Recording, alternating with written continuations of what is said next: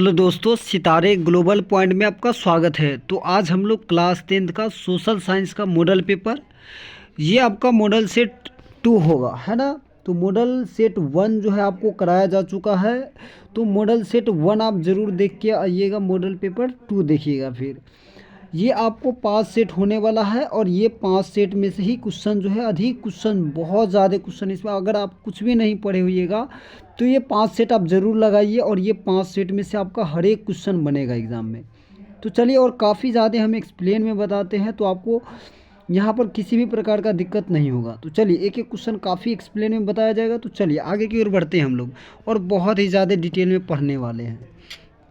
चलिए यहाँ पर देखिएगा, सेडान का युद्ध के बारे में पूछा गया। देखिए, आपको हर एक चीज़ को बहुत ही बारीकी से बताया जाएगा और डिटेल से बताया जाएगा।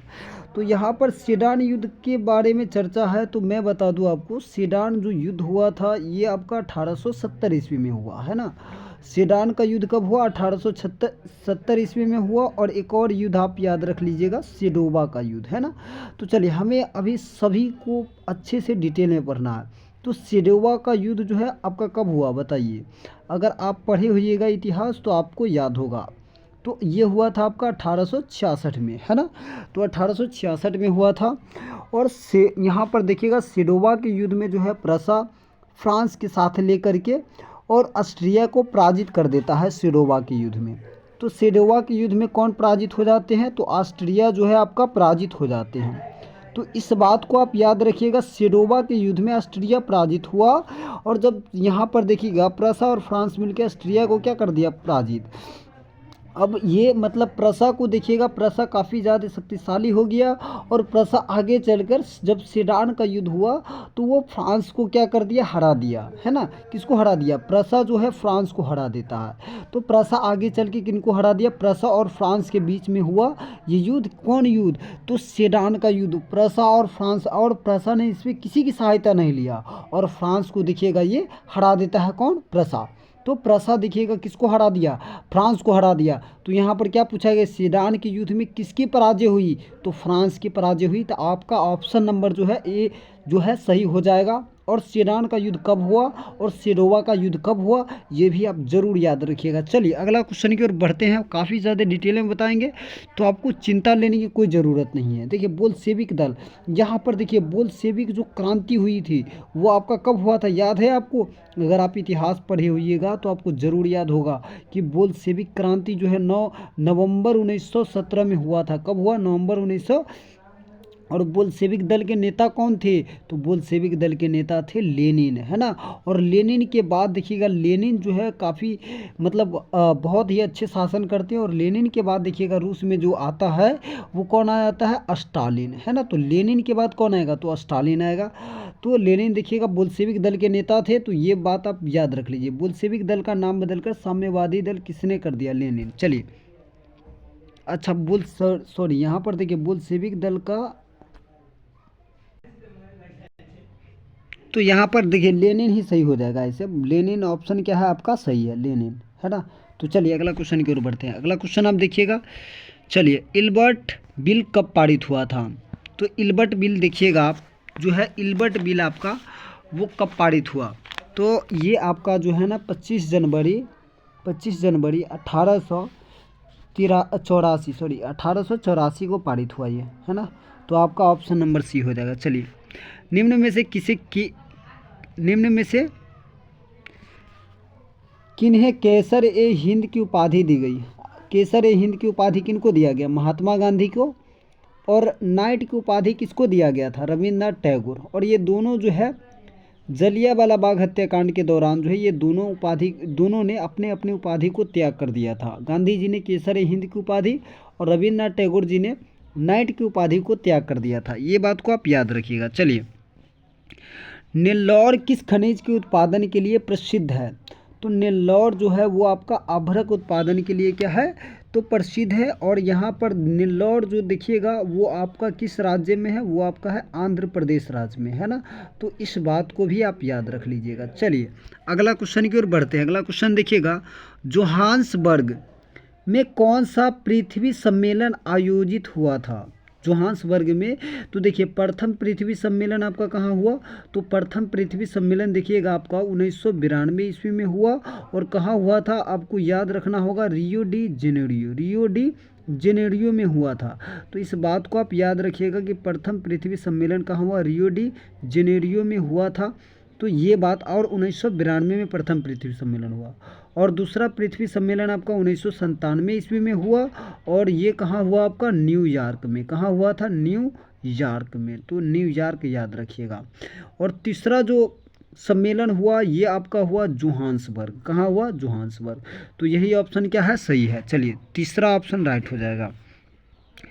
गंगा मैदान की पुरानी जलोढ़ मृदा क्या कहलाती है, तो पुरानी जलोढ़ मृदा को क्या बोलते हैं, पुरानी जलोढ़ मृदा को बोलते हैं बांगर, और नई जलोढ़ मृदा को क्या बोलते हैं, खादर। तो आप इस बात को जरूर याद रखिएगा। चलिए अगला क्वेश्चन की ओर बढ़ते हैं। कोंकण रेलवे जो है कहाँ से कहाँ को जोड़ता है, तो देखिए हम आपको बताए होंगे कि जो कोंकण रेलवे है ये आपका देखिएगा महाराष्ट्र से लेकर के कर्नाटक तक आता है। कहाँ तक, तो महाराष्ट्र से लेकर कर्नाटक तक आता है ये, है ना। तो देखिए महाराष्ट्र से कर्नाटक जो है ऑप्शन सही है। चलिए अगला क्वेश्चन की ओर बढ़ते हैं। और कई सारी ये जो है गुफाओं को पार करती है, इसलिए बहुत ज़्यादा इंपॉर्टेंट हो जाता है। चलिए अगला क्वेश्चन है, निम्न में से क्या भारतीय संघीय व्यवस्था की विशेषता नहीं है, तो देखिएगा दोहरी नागरिकता, है ना। यहाँ पर भारत में देखिएगा संघीय व्यवस्था की दोहरी, भारत में देखिएगा आपका एकल नागरिकता का प्रावधान किया गया है कि आप एक ही नागरिकता को रख सकते हैं। आप दूसरे देश की नागरिकता रखिएगा तो भारत की नागरिकता आपका क्या हो जाएगा, समाप्त हो जाएगा। तो ये है, आप जरूर इस क्वेश्चन को समझे होइएगा। चलिए अगला क्वेश्चन की ओर बढ़ते हैं। 73वां संविधान संशोधन जो है किससे संबंधित है, देखिए 73वां संविधान संशोधन जो है वो आपका 1993 ईस्वी में हुआ। इस बात को भी आप याद रख लीजिएगा। 73वां संविधान संशोधन जो है आपका वो पंचायती राज से संबंधित है। और पंचायती राज के कितने स्तर है, तो ये आप याद रखिएगा, पंचायती राज के 3 स्तर है। पंचायती राज के 3 स्तर कौन कौन है, तो पहला स्तर है ग्राम पंचायत। पहला स्तर क्या है आपका, ग्राम पंचायत। दूसरा स्तर आपका क्या हो जाएगा, पंचायत समिति। दूसरा स्तर क्या होगा, तो आपको हो जाएगा दूसरा पंचायत समिति हो जाएगा। और तीसरा स्तर जो हो जाएगा आपका वो आपका हो जाएगा जिला परिषद। तो तीसरा स्तर क्या होगा आपका, तीसरा स्तर होगा आपका जिला परिषद। तो ये बातें भी आप डिटेल में याद रखिएगा। जितना ज़्यादा आप डिटेल में पढ़िएगा उतना ज़्यादा आपको, आप ही के लिए अच्छा रहेगा। चलिए जिला परिषद भी याद रखिएगा। चलिए अगला क्वेश्चन की ओर बढ़ते हैं हम लोग। कार्यशील जनसंख्या का बड़ा हिस्सा किस क्षेत्र में कार्यरत है ना, तो ये है आपका प्राथमिक क्षेत्र में। चलिए अगला क्वेश्चन की ओर बढ़ते हैं। निम्न में से क्या बिहार के विकास में बाधक है, तो बिहार के विकास में देखिएगा बाधक है सबसे बड़ा गरीबी, यानी कि बिहार में देखिएगा गरीबी बहुत ज़्यादा है, और बेरोजगारी की भी समस्या, और बाढ़ की भी बहुत ज़्यादा समस्या है, शिक्षा की कमी है, खनिज भी नहीं है। तो ये सारा जो समस्या है इनमें से सभी ऑप्शन आपका क्या है, सही है ना। तो ये इनमें से सभी हो जाएगा। चलिए अगला क्वेश्चन की ओर बढ़ते हैं। निम्न में से सबसे पुराना बैंक कौन सा है, तो सबसे पुराना बैंक हो जाएगा आपका state bank of India. State bank of India जो है सबसे पुराना बैंक है। तो आप इस बात को याद रखिएगा। दिनार जो है किस देश की मुद्रा है, तो दिनार बताइए किस देश की मुद्रा है, तो आपको याद रखना है। देखिए कैसे याद रखिएगा, दिनार जो है आप किस देश की मुद्रा है, वो है इराक देश की मुद्रा है दिनार, है ना। अब देखिए ईरान देश की मुद्रा क्या है, तो ईरान देश की मुद्रा है रियाल। क्या है, रियाल। कैसे याद रखिएगा आप इसको, तो देखिए आपने एक एक वर्ड उठा लीजिए। नारी, क्या याद रखिएगा, नारी। इसमें का न और इसमें का री शब्द जो है ईरान में नारी याद रखिएगा। तो यानी कि री शब्द आगे आना चाहिए, ईरान आएगा तो ना आ गया, यानी कि न में के री शब्द आगे आना चाहिए। ऐसे करके याद कर लीजिएगा ना तो आपको याद रहेगा। तो ईरान का क्या होगा, रियाल। ईरान का न आया तो रियाल, है ना। और इराक का क्या है, तो इराक का है दिनार। इराक का क्या है, दिनार। अब देखिए आप और भी याद रखिएगा, जैसे भारत की मुद्रा क्या है, रुपया। पाकिस्तान की मुद्रा क्या है, रुपया। नेपाल की मुद्रा क्या है, तो बोलिएगा सर रुपया है। नेपाल की भी मुद्रा क्या है, तो रुपया है। स्वीडन की मुद्रा क्या है, आप ये याद रखिएगा, स्वीडन की मुद्रा है क्रोना। स्वीडन की मुद्रा क्या है, क्रोना। तो इस बात को आप याद रखिएगा। इंग्लैंड की मुद्रा क्या है, पाउंड। अमेरिका की मुद्रा क्या है, तो अमेरिका की मुद्रा है आपका डॉलर। क्या है, डॉलर। अमेरिका की मुद्रा है डॉलर। इस बात को भी आप याद रखिए। भारत, पाकिस्तान, नेपाल, इस तीनों का मुद्रा क्या है, तो रुपया है। ये तीनों का मुद्रा है आपका रुपया। तो इस बात को भी आप याद रखिएगा। काफ़ी ज़्यादा डिटेल में बताया जा रहा है तो आप एक्सप्लेन को ज़रूर समझिए। चलिए अगला क्वेश्चन की ओर बढ़ते हैं। अगला क्वेश्चन देखिएगा, निम्न में से किसके द्वारा पूंजी का निर्माण होता है? पूंजी का निर्माण होता है विनिमय द्वारा। तो आपका यहाँ पर ये विनिमय नहीं होगा, विनियोग होगा। क्या होगा? विनियोग। ऑप्शन नंबर डी आपका राइट आंसर हो जाएगा। चलिए, जनमत पर आधारित शासन यानी कि लोकतंत्र की बात हो रही है। जो शासन जनता पर आधारित हो उसे क्या बोलते हैं? लोकतंत्र। उसी को तो बोलते हैं डेमोक्रेसी। क्या बोला जाता है? उसी को इंग्लिश में बोलते हैं डेमोक्रेसी, है ना। तो इस बात को आप याद रखिएगा। चलिए अगला क्वेश्चन की ओर बढ़ते हैं। अगला क्वेश्चन देखिएगा। चलिए अगला क्वेश्चन है, निम्न में से कहाँ एकात्मक शासन व्यवस्था है? तो यहाँ पर है इंग्लैंड में यानी कि ब्रिटेन में जो है एकात्मक शासन व्यवस्था है। चलिए अगला क्वेश्चन की ओर बढ़ते हैं। निम्न में से कौन दक्षिण बिहार की नदी है? देखिए, आप मैप से पढ़े हुइएगा तो आपको बहुत आसान से याद हो जाएगा। देखिए, गंडक उत्तर बिहार की नदी है, कोसी भी, कमला भी। तो सोन आपका राइट आंसर हो जाएगा। सोन जो है दक्षिण बिहार की नदी है। निम्नलिखित में से कौन विशेष आर्थिक क्षेत्र पश्चिम बंगाल में? ऐसे है फाल्टा, लेकिन यहाँ पर ऑप्शन नहीं है फाल्टा। ऐसे क्या होता? फाल्टा। तो आपका ऑप्शन ही नहीं दिया तो क्या हो जाएगा? कलकत्ता आंसर राइट हो जाएगा। चलिए अगला क्वेश्चन की ओर बढ़ते हैं। निम्न में से कौन अजैविक संसाधन है? तो देखिए, मानव क्या है? तो मानव जैविक है। पक्षी क्या है? देखिए, पक्षी में भी जीवित होते हैं तो पक्षी भी जैविक संसाधन है। और ये पेड़ भी क्या है? पेड़ भी जैविक संसाधन है। लेकिन नदी जो है आपका वो अजैविक संसाधन है। चलिए अगला क्वेश्चन की ओर बढ़ते हैं। दक्षिण भारत में सर्वाधिक गन्ना उत्पादक राज्य कौन है? तो दक्षिण भारत की बात करें, यहाँ पर उत्तर भारत नहीं बोला गया है। अगर आपसे उत्तर भारत पूछता तो यहाँ पर ही आंसर होता उत्तर प्रदेश, है ना। लेकिन आपसे पूछा गया दक्षिण भारत में, तो दक्षिण भारत में देखा जाए तो ये है आपका महाराष्ट्र। महाराष्ट्र जो है चीनी उत्पादक वाला राज्य है, वह गन्ना उत्पादक। और चीनी में तो ये है ही महाराष्ट्र, है ना। चीनी में महाराष्ट्र सबसे नंबर 1 पर है।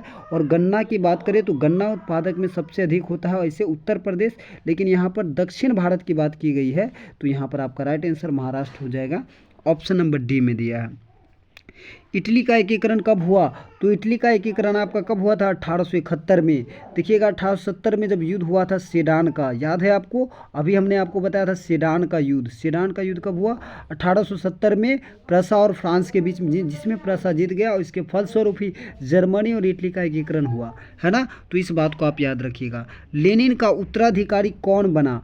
तो लेनिन का उत्तराधिकारी हमने आपको बताया था स्टालिन बना, है ना। इस बात को आप याद रखिएगा। समकालीन विश्व में सरकार का सबसे लोकप्रिय रूप क्या है? तो सरकार का सबसे लोकप्रिय रूप क्या हो जाएगा यहाँ पर? बताइए। लोकतंत्र, है ना। लोकतंत्र जो है आपका सरकार का सबसे अच्छा रूप है। साइकिल किस राजनीतिक दल का चुनाव चिन्ह है? बताइए। साइकिल, तो साइकिल यहाँ पर बात करें तो साइकिल जो है किस पार्टी का हो जाएगा यहाँ पर? तो साइकिल की बात करें, ये आपका राइट आंसर क्या हो जाएगा? तो आपका राइट आंसर होने वाला है साइकिल जो है किस पार्टी का चुनाव चिन्ह है? ठीक है, राष्ट्रीय जनता दल। ऐसे देखिए, राष्ट्रीय जनता दल का क्या होता है? तो लालटेन छाप है। और देखिएगा तो बहुजन समाजवादी पार्टी, है ना। बहुजन समाजवादी पार्टी का क्या है? तो इसका अलग है शायद। और समाजवादी पार्टी क्या हो जाएगा यहाँ पर बात करें तो इसका राइट आंसर जो आपको होने वाला है वो क्या होने वाला है? बताइए। इसका राइट आंसर जो होगा क्या हो जाएगा आपका? ऑप्शन नंबर बी हो जाएगा। इसे समाजवादी पार्टी, है ना। साइकिल तो हाँ, समाजवादी पार्टी का चुनाव चिन्ह है साइकिल, तो ये याद रख लीजिएगा। चलिए अगला क्वेश्चन।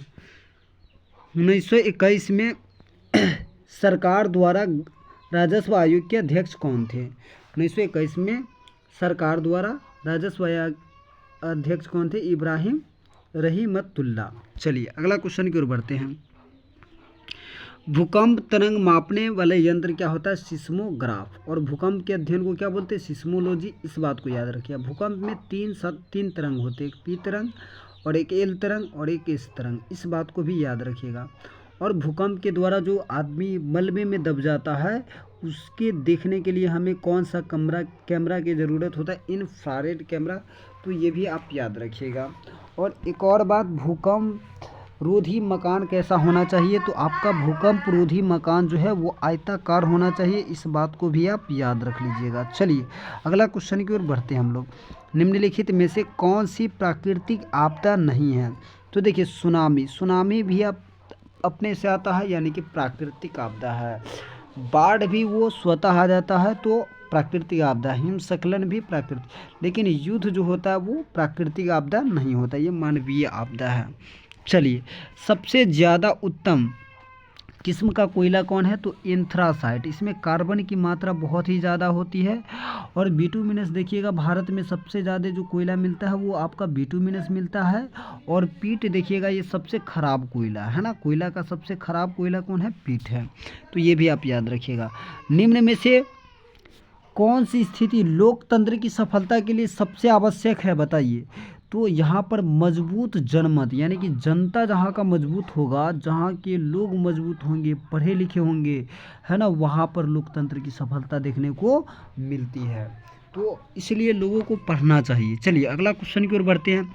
नदियों में बाढ़ आने का प्रमुख कारण क्या है, बताइए? जल की अधिकता है, नदी के तल में अवसाद का जमाव, वर्षा की अधिकता, उपर्युक्त सभी। तो उपर्युक्त सभी आपका ऑप्शन सही है। चलिए अगला क्वेश्चन। निम्नलिखित में कौन सा पंचायती राज व्यवस्था का दूसरा स्तर है? तो पहला स्तर हम आपको बताए थे ग्राम पंचायत, और दूसरा स्तर क्या है? पंचायत समिति। तो ये है आपका दूसरा स्तर। ऑप्शन नंबर सी में दिया है, जो कि आपका राइट आंसर हो जाएगा।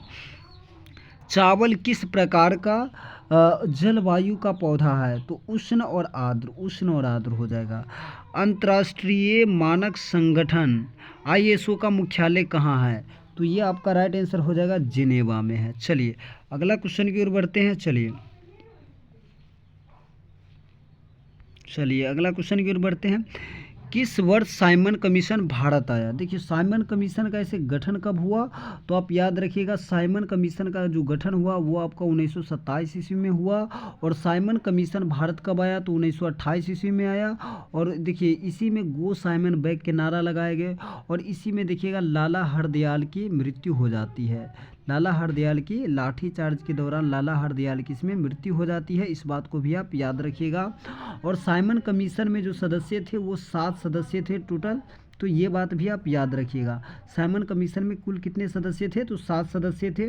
और साइमन कमीशन का विरोध किया गया क्योंकि इसमें एक भी भारतीय नागरिक नहीं थे, बल्कि सभी के सभी क्या थे? अंग्रेज ही थे। चलिए अगला क्वेश्चन की ओर बढ़ते। अगला क्वेश्चन आप देखिएगा। निम्न में से कौन सा आधुनिक मुद्रा का रूप है? तो सोने का सिक्का, कागज के नोट, चांदी के सिक्का, इनमें से कोई नहीं। तो बताइए, यानी कि आधुनिक मुद्रा का एक रूप है सोने के सिक्का, कागज के, तो कागज के नोट। यहाँ पर देखिएगा कागज के नोट जो है ऑप्शन सही है। अखिल भारतीय किसान सभा गठन जो है 1936 ईस्वी में लखनऊ में हुआ था। और देखिएगा इसकी गठन जो अखिल भारतीय किसान सभा गठन जो हुआ था वो किसने? स्वामी सहजानंद सरस्वती इसके अध्यक्ष थे। इस ये बात को याद रख लीजिए। परिवहन के साधनों में सबसे सस्ता परिवहन साधन कौन है? तो जल है। जल को याद रखिएगा, जल सबसे सस्ता। और सबसे महंगा अगर पूछे, सबसे महंगा साधन जो है आपका, वो सबसे महंगा जो है वो खनिज संसाधन है। सबसे महंगा संसाधन खनिज संसाधन। भारत में किस राज्य की प्रति व्यक्ति आय सबसे कम है? तो वो आपका बिहार है। सबसे कम बिहार, सबसे अधिक गोवा। सबसे अधिक पूछेगा तो गोवा राज्य, याद रखिएगा। जर्मनी के एकीकरण करने के लिए कौन उत्तरदायी है? तो जर्मनी के एकीकरण में बिस्मार्क ने ही रक्त और लौह की नीति को अपनाया। रक्त और लौह का नीति किसने अपनाया था? तो आप इस बात को याद रखिएगा, रक्त और लौह की नीति को अपनाया था बिस्मार्क ने। और मेजनी, गैरीबाल्टी, काउंट काबूर, ये जो सब है ना, ये सब इटली के एकीकरण में योगदान दिए थे। किसके एकीकरण में? इटली के एकीकरण करने के लिए।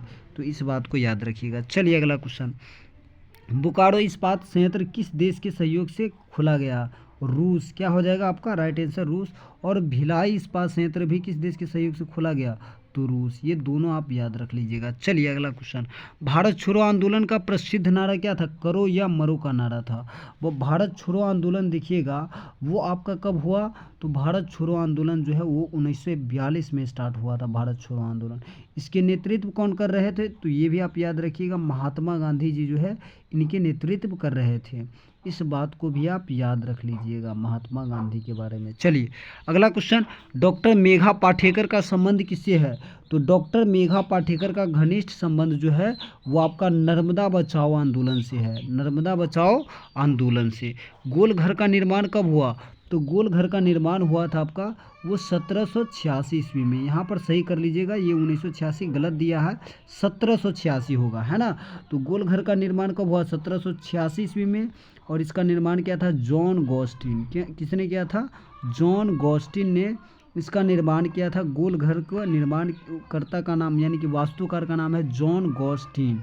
और गोल घर जो देखिएगा पटना में है। गोल घर को देखिएगा तो आप गोल घर बनाया गया था अनाज रखने के लिए। गोल घर किस लिए बनाया गया? अनाज रखने के लिए बनाया गया। इस बात को भी आप याद रख लीजिए।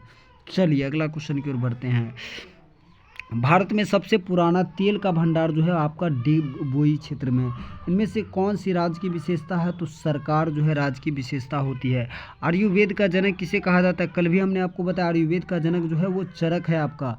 इस बात को याद रखिए। चलिए अगला क्वेश्चन, निम्नलिखित में से कौन सा मुद्रा एक आधुनिक रूप नहीं है?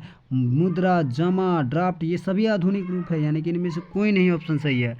95 स्थापनाएं जो है किसकी रचना है? ये है मार्टिन लूथर किंग की रचना है। चलिए अगला क्वेश्चन, इनमें से कौन बहुराष्ट्रीय कंपनी है? तो एलजी भी है, सैमसंग है, कोको कोला, ये सभी कंपनी जो है बहुराष्ट्रीय कंपनी हैं। आजकल मुद्रा का कौन सा रूप अधिक प्रचलन में है? बताइए। धात्विक मुद्रा, सोने के सिक्का, पत्र मुद्रा, सभी। तो क्या हो जाएगा? ये सभी ऑप्शन क्या है? सही है।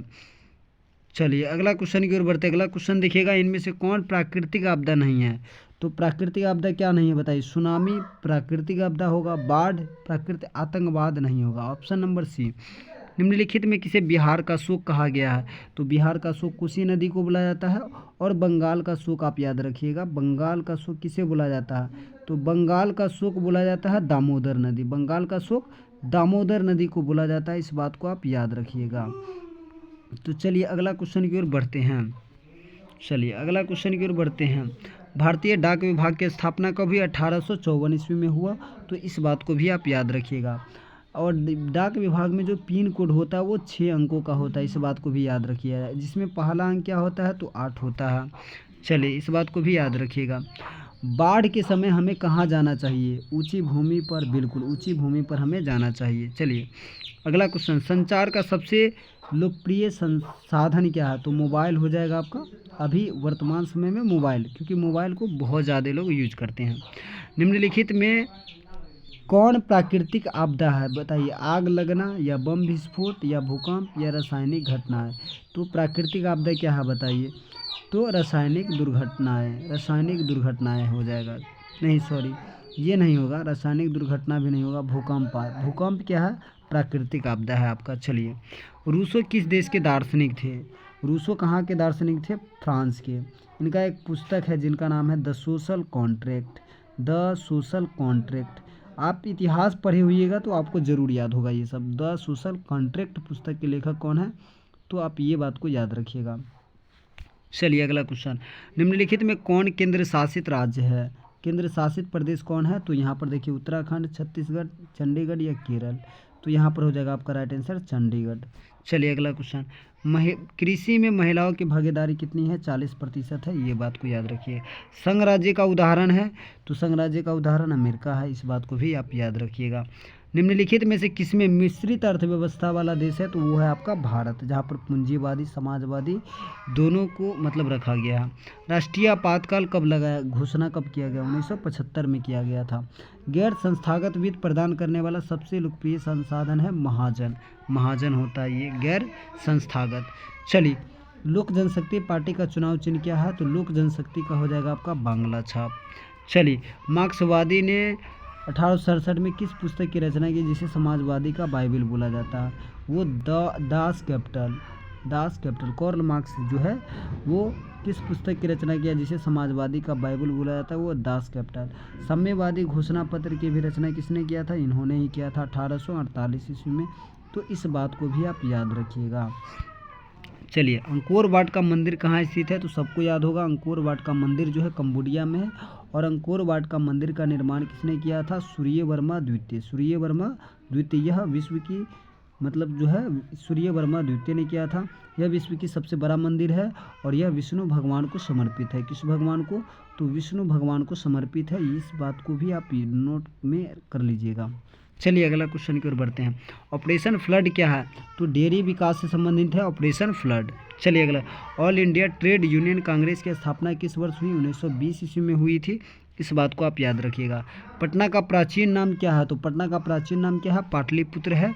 इस बाद विश्व आर्थिक मंदी किस वर्ष आरंभ हुआ? 1900 कब आरंभ हुआ? तो ये आपका हो जाएगा 1929 हो जाएगा ना, 1929 ईस्वी में। भारत का राष्ट्रीय आय का सर्वप्रथम अनुमान कौन लगाया था? तो दादा भाई नौरोजी ने लगाया था। इनका एक पुस्तक है जिसका नाम है poverty and un British rule in India. Poverty and un British rule in India, un British rule in India, इस बात को आप याद रखिएगा। British rule in India, poverty and un British rule in India, इनका एक पुस्तक है। इन्होंने 1867 ईस्वी में सबसे पहले ये चीज़ को बता दिया था। चलिए अगला क्वेश्चन की ओर बढ़ते हैं। अगला क्वेश्चन यहाँ से देखिएगा, यहाँ से आपका सब्जेक्टिव सब आ रहा है। तो सब्जेक्टिव आप अभी तो हम बताएंगे नहीं आपको, ऑब्जेक्टिव ही आपको करना है पहले, सब्जेक्टिव आप बाद में कर लीजिएगा। भारत में करेंसी नोट कौन जारी करता है? ये RBI करता है। इसकी स्थापना कब हुई थी? 1935। आप इस बात को भी नोट कर लीजिएगा, ये आपके एग्ज़ाम में आ सकता है। रबी की फसल किस महीने में बोई जाती है? तो मार्च अप्रैल, ये गलत हो जाएगा। जून जुलाई, ये भी गलत हो जाएगा। अक्टूबर नवंबर, ये आपका सही ऑप्शन है। और खरीफ फसल की बात करें तो खरीफ फसल जून जुलाई में लगाई जाती है, अक्टूबर नवंबर में काट ली जाती है। निम्न में से कौन छोटे पैमाने का उद्योग है? तो वो आपका है खिलौना उद्योग। चलिए व्यावसायिक उद्योग कौन नहीं है? देखिए ये गन्ना भी व्यावसायिक उद्योग है, जूट भी और तंबाकू भी। यहाँ पर देखिए गेहूँ जो है, गेहूँ वो व्यावसायिक उद्योग नहीं है। अगला क्वेश्चन की ओर बढ़ते हैं। एक समाजवादी अर्थव्यवस्था में सर्वाधिक बल किस पर दिया जाता है? आर्थिक स्वतंत्रता, उत्पादकता, कुशलता, अधिकतम लाभ अर्जन या लोक कल्याण? तो क्या हो जाएगा आपका लोक कल्याण, आपका ऑप्शन सही है।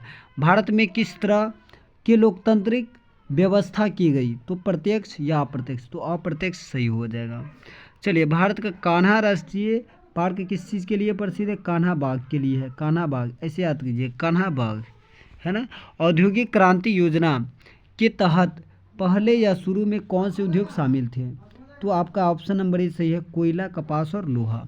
तो ये 80 प्रश्न में से अगर आपका 40-45 भी बना है, 45 से लेकर 50 तक आपका सही हुआ, तो आपकी तैयारी अच्छी है। आप बहुत ही अच्छे से तैयार करें और ये जो 5 सेट मिलने वाले हैं आपको, ये 5 सेट को बहुत अच्छे से तैयार कर लें। अपने कॉपी में जो नहीं आता अपने कॉपी में ज़रूर नोट करें। अपने दोस्तों में ये वीडियो को ज़रूर शेयर करें, अधिक से अधिक शेयर कीजिए। अच्छा लगे तो आप लाइक कीजिए, अपने चैनल को सब्सक्राइब कर लीजिए ताकि इसी तरह का वीडियो आपको मिलता रहे। मिलते हैं आपसे नेक्स्ट वीडियो में।